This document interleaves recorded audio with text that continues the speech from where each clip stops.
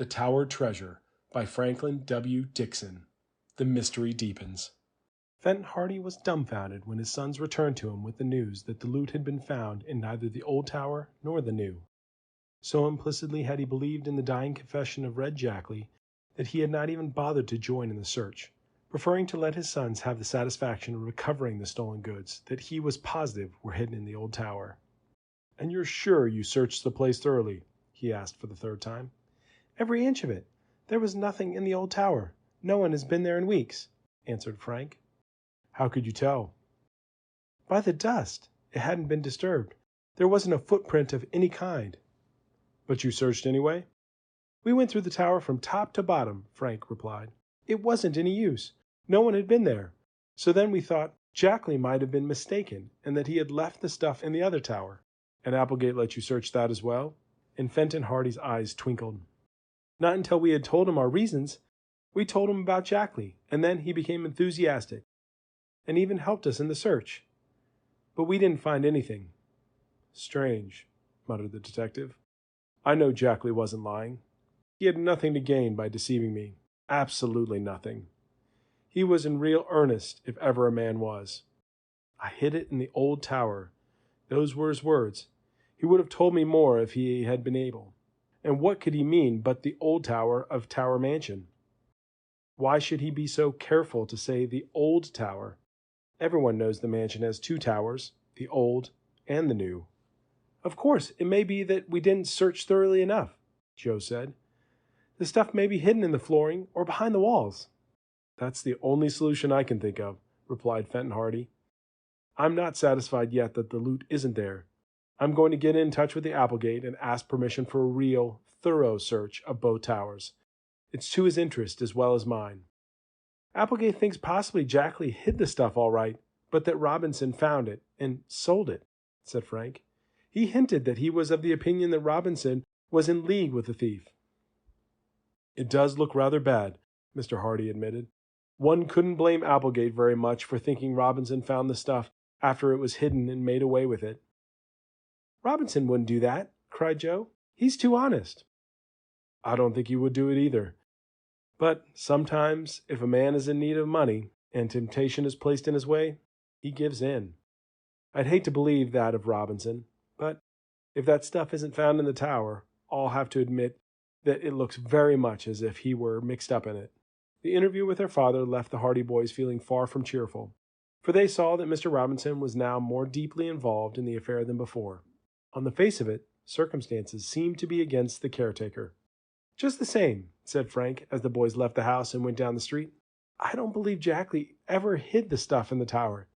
If he had ever so much as opened the tower door, he would have left some marks in the dust, and we would have seen them. So I don't believe Robinson came along later and got the loot. As we saw it, the dust in the tower hadn't been disturbed in weeks. Why, there was even dust on the doorknob when Mr. Applegate let us in." "Then why should Jackley say he hid the stuff there?" exclaimed Frank, puzzled. "Don't ask me. I'm just as much in the dark as you are." When the boys reached the business section of the city, they found that already Jackley's confession had become common property. People were discussing the deathbed confession on the street corners, and newsboys were busy selling copies of papers in which the story of the criminal's last statement was featured on the front page under black headlines. Policeman Con Riley was ambling along Main Street in the morning sunshine, swinging his club with the air of a man without a care in the world. When he saw the boys, he frowned, for there was no love lost between the Hardys and the Bayport Police Department. "Well," he grunted, "I hear you got the stuff back." "I wish we had," said Frank. "What?" said the constable, brightening up at once. "You didn't get it? I thought it said in the paper this morning that this fellow Jackley told where he had hidden it." "He did." "And you can't find it? Ho, ho!" Con Riley indulged in a hearty laugh. "What a fine detective your father is! Didn't Jackley say the stuff was hidden in the old tower? What more does he want?" "Our father didn't search for the stuff," retorted Frank. "We did, and it wasn't there. Jackley must have made a mistake." "It wasn't there?" exclaimed Riley in high delight. "That's a good one. That's the best I've heard in years." He chuckled exceedingly and slapped his knee. "Jackley put a good one over on your father that time. Ho, ho, ho! The stuff wasn't there."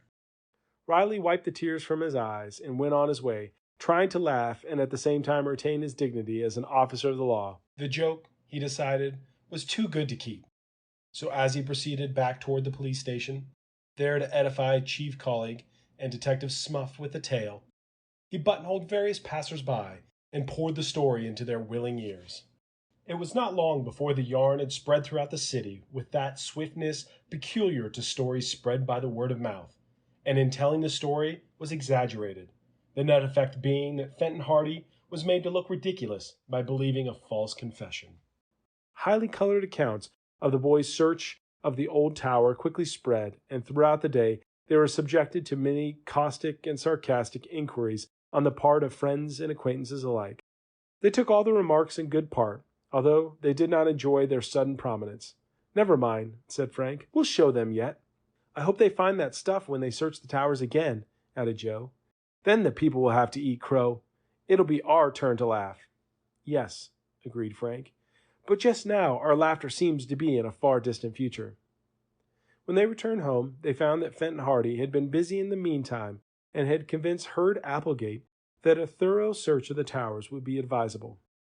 True, he had not accomplished this without a great deal of opposition on the part of Adelia, and without misgivings on the part of Hurd Applegate himself, who had by that time come to the conclusion that Robinson had indeed been mixed up in the affair all along. In this conviction he was sustained by Chief Colleague, who had paid a call at the Applegate home as soon as Colleague had told him of the vain search of the towers. "The chief says Robinson is behind it, and I'm beginning to think he's right," said Applegate. "But how about the confession?" Mr. Hardy asked. "The chief says that's all a blind. Jackley did it to protect Robinson. They were both working together." "I know it looked bad for Robinson, but I don't think it would hurt to give the towers another thorough search. I was the one who heard Jackley make the confession, and I don't believe he was lying. I believe he was trying to tell me all he knew." Maybe. I think he was too smart for you, Mr. Hardy, and everybody else thinks so too. It was all a hoax."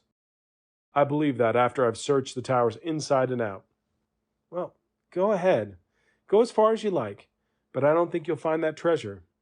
With that, Mr. Hardy was content. He made preparations for a search of the towers, although Adelia Applegate flatly declared that the detective was making a laughingstock of her and her brother, and that if the nonsense continued, she would leave Tower Mansion forever and carry out her oft-expressed intention of going to one of the South Sea Islands as a missionary. In spite of the protestations of the worthy lady, however, the search was carried out.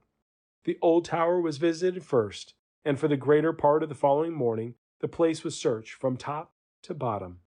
Even the floors were torn up in places in the quest for some secret hiding place in which Jackley might have left the loot. But although Fenton Hardy, accompanied by the boys and Hurd Applegate, who soon became infected with the dogged enthusiasm of the others and lent every assistance in his power, hunted throughout the old tower in every conceivable place, the missing jewels and bonds were not recovered. "Nothing left but to search the new tower," Mr. Hardy commented briefly. When the search was over, and throughout the whole afternoon the new tower was the scene of a search that was as thorough as it was fruitless. Walls and partitions were tapped, floors were sounded, furniture was minutely examined. Not an inch of space escaped the minute scrutiny of the detective and his helpers. But as the search wore on, the loot still evaded discovery. The chagrin of Fenton Hardy deepened, and Hurd Applegate finally lost his temper. "A hoax," he declared. "A hoax from start to finish." "The man was in earnest," the detective insisted. "Then where's the stuff?" "Someone else may have found it. That's the only explanation I can think of. Who else could have taken it but Robinson?" To this, Mr. Hardy was silent. In spite of his knowledge of, and liking for the man, he was beginning to suspect that the caretaker may have had a hand in the affair after all. "Either that or Jackley simply told you that yarn to shield Robinson," declared Applegate. "I'm not going to give up the search yet," said Mr. Hardy patiently. "Perhaps the loot was hidden somewhere about the grounds." So the grounds of the Tower Mansion, particularly the vicinity of the two towers, were thoroughly searched. The shrubbery was inspected, but to no avail.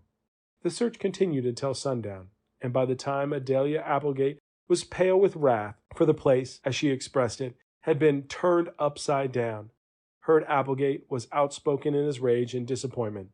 while Fenton Hardy was deeply chagrined. As for the boys, although they had expected that the additional search would be without success, they shared their father's bewilderment. "I can't understand it," admitted the detective. "I could have sworn that Jackley was in earnest when he made that confession. He knew he was near death, and that he had nothing to gain by concealment. I can't understand it at all." And there the mystery remained, deeper than it had ever been. End of chapter 19.